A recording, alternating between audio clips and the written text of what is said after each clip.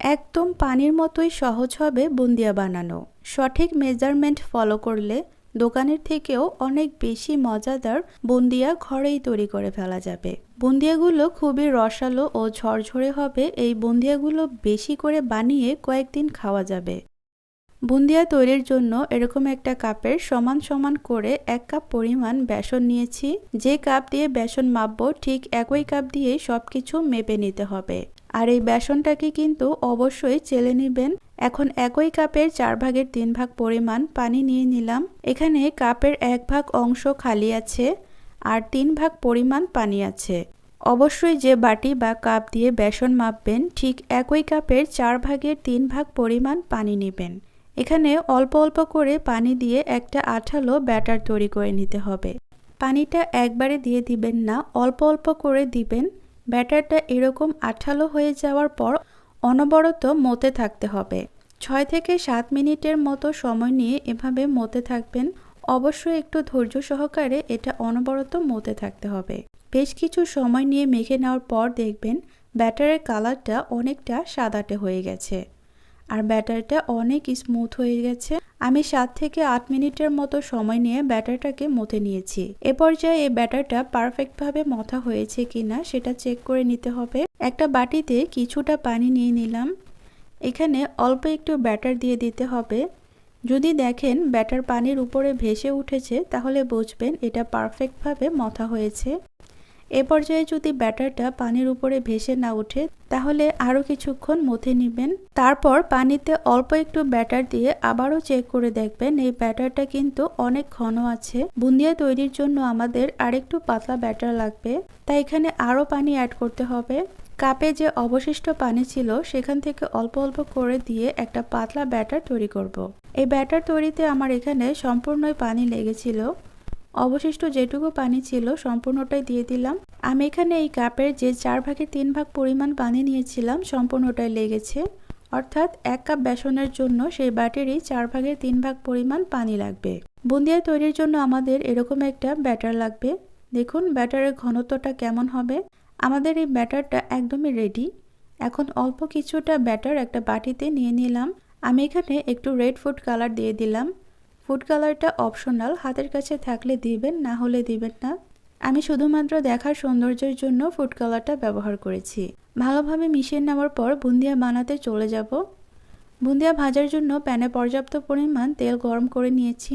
অবশ্যই তেলটা ভালোভাবে গরম করে নিতে হবে। আর বুন্দিয়া ভাজার জন্য আমাদের এরকম একটা ছিদ্র ছিদ্র চামচ লাগবে। হাতের কাছে এরকম চামচ না থাকলে সহজ একটা উপায় আমি আপনাদের দেখিয়ে দিব।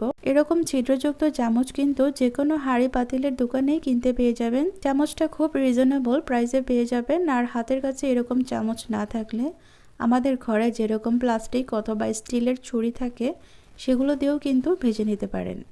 আর বুন্দিয়া ভাজার জন্য তেলটা খুব ভালোভাবে গরম করে নিতে হবে।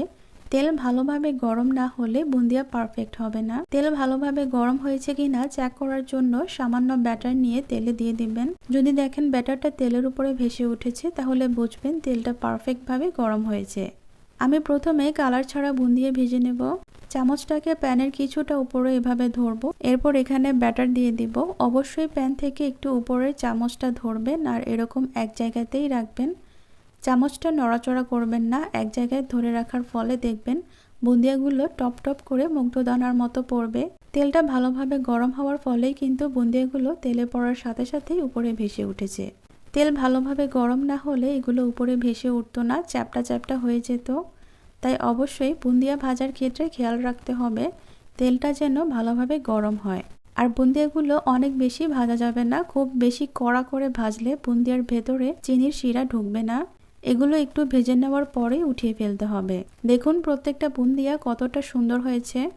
এখন রেড কালারের বুন্দিয়াটা ভেজে নেব। এখানে একটা গুরুত্বপূর্ণ বিষয় হলো প্রতি ব্যাচ বুন্দিয়া ভাজার আগে চামচটাকে ভালোভাবে ক্লিন করে নিতে হবে। একটা শুকনো কাপড় বা টিস্যুর সাহায্যে চামচটাকে ভালোভাবে মুছে নেবেন। চামচের যে ছিদ্র আছে সেখানেও যাতে কোনো ব্যাটার না থাকে। চামচে যদি ব্যাটার লেগে থাকে তাহলে পরের ব্যাচের বুন্দিয়া ভালো হবে না। তাই অবশ্যই প্রতি ব্যাচ বুন্দিয়া ভাজার আগে চামচটাকে খুব ভালোভাবে ক্লিন করে নেবেন। দেখতেই পাচ্ছেন চামচটাকে একই জায়গায় ধরে রাখতে হবে। চামচের উপরে কিছুটা ব্যাটার দেওয়ার পর দেখুন বুন্দিয়াগুলো কিভাবে পড়ছে। আমার প্রতিটি টিপস ফলো করলে আশা করি আপনারাও পারফেক্ট বুন্দিয়া বানিয়ে ফেলতে পারবেন। আমার রেড ফুড কালারের বুন্দিয়াগুলো কিন্তু খুব সুন্দর হয়েছে, দেখেই বুঝতে পারছেন বুন্দিয়াগুলো কতটা পারফেক্ট হয়েছে।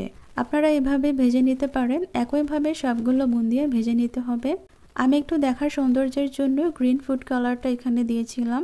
আসলে কালার আপনাদের পছন্দ অনুযায়ী ব্যবহার করতে পারেন, যদি হাতের কাছে থাকে তাহলে, আর না হয় কালার ছাড়াও আপনারা এই বুন্দিয়াটা বানাতে পারবেন। বুন্দিয়া ভাজা হয়ে গেলে সাথে সাথে চিনির শিরা রেডি করে নিতে হবে। যে কাপ দিয়ে বেসন মেপেছিলাম একই কাপের 1 কাপ থেকে একটু বেশি পরিমাণ চিনি নিয়ে নেব। দেখুন 1 কাপ চিনি নেওয়ার পর আর কতটুকু নিয়েছি, ঠিক একইভাবে চিনিটা মেপে নেবেন। এর আগের একটা ভিডিওতে আমি চিনি ও বেসনটা সমান সমান দিয়েছিলাম, সেটাতে বুন্দিয়াটা একটু ড্রাই হয়ে যায়, পারফেক্ট হয়, তারপরও আমার কাছে মনে হয় একটু ড্রাই হয়ে যায়। তাই আমি এবার আপনাদের চিনির পরিমাণটা সঠিকভাবে দেখিয়ে দিলাম। আর চিনি যতটুকু দিবেন পানি তার অর্ধেকটা দিবেন। যেহেতু 1 কাপ থেকে একটু বেশি পরিমাণ চিনি নিয়েছি, ওই কাপেরই হাফ কাপ থেকে একটু বেশি পরিমাণ পানি দিয়ে দিলাম, অর্থাৎ চিনি যতটুকু দিয়েছি তার অর্ধেকটা দিয়েছি পানি। এই শিরাতে একটা বলক আসা পর্যন্ত অপেক্ষা করব। এখানে কোনো 1 তার বা 2 তার হবে না। 2টো এলাচ দিয়ে দিলাম ফ্লেভারের জন্য। শিরাতে ভালোভাবে একটা বলক চলে আসার সাথে সাথে চুলা বন্ধ করে দিতে হবে। চুলাটা বন্ধ করে দেওয়ার পরে 2 ফালি পরিমাণ লেবুর রস দিয়ে দিব। অবশ্যই লেবুর রস দেওয়ার চেষ্টা করবেন, লেবুর রস দেওয়ার ফলে এই শিরাটা জমাট বেঁধে যাওয়ার ভয় থাকবে না। লেবুর রস দেওয়ার ফলে বুন্দিয়াগুলো রসালো ও ঝরঝরে হবে, একটুও চিনির দানার মতো থাকবে না। এখন এই গরম শিরার মাঝে বুন্দিয়াগুলো দিয়ে দিলাম। শিরার সাথে বুন্দিয়া ভালোভাবে মিশিয়ে নেওয়ার পর এ পর্যায়ে চুলাটা জ্বালিয়ে দেব। চুলার সব থেকে কম আঁচে প্যানটা চুলার ওপর বসিয়ে রাখবো ঠিক 4 মিনিটের মতো। আমি আবারও বলছি, চুলার আঁচ সব থেকে কম থাকবে।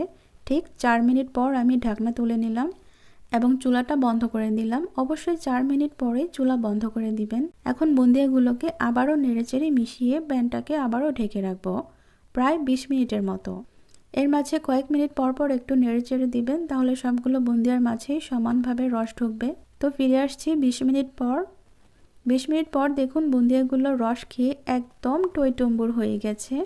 এখানে কিন্তু কোনো শিরাই নেই, সমস্ত শিরাই মাছে ঢুকে গেছে। তারপরেও দেখুন বুন্দিয়াগুলো অনেক বেশি রসালো ও ঝরঝরে হয়েছে। আজকের রেসিপি ভালো লাগলে অবশ্যই আমার ইউটিউব চ্যানেলটিকে সাবস্ক্রাইব করে পাশে থাকা অল লেখা বাটনটাতে ক্লিক করে দেবেন। আর ভিডিওটিতে লাইক ও কমেন্ট করতে একদমই ভুলবেন না। তো আজকের মতো বিদায় নিচ্ছি। সবাই ভালো থাকবেন, সুস্থ থাকবেন। আল্লাহ হাফেজ।